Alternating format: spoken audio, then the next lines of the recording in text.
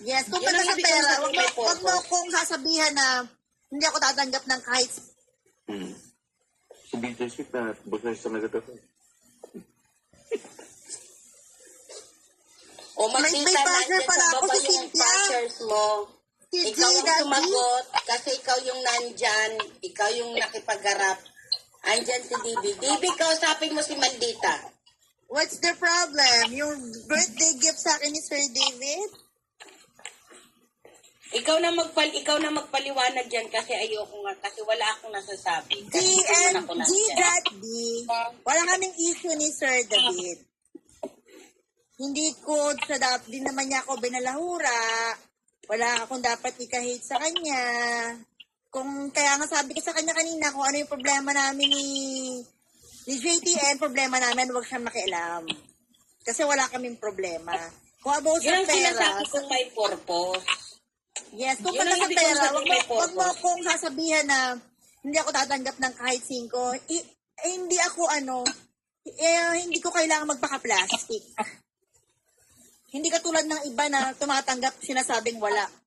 Ako, open ako, harap ako kung bibigyan ako. Alangan tanggihan ko pera. Hindi ako ganong katanga. Gift yun eh.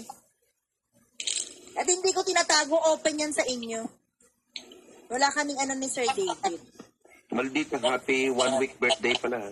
Thank you po, Sir Joey. Grabe, may pa-Gcash pa talaga.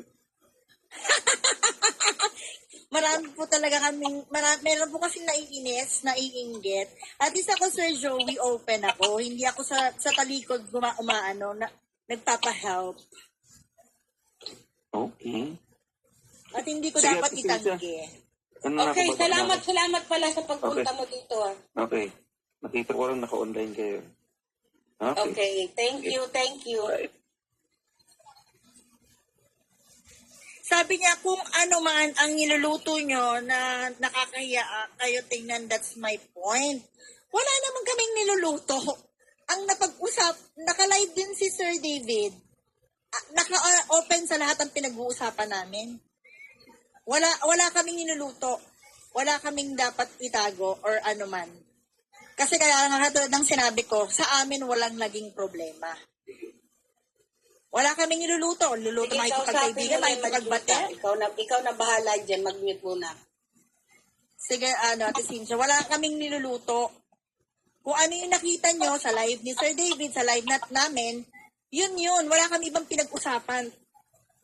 Di kami nagbulungan. Alam nyo yun, at wala kaming niluluto. Wala kaming dapat iluto doon.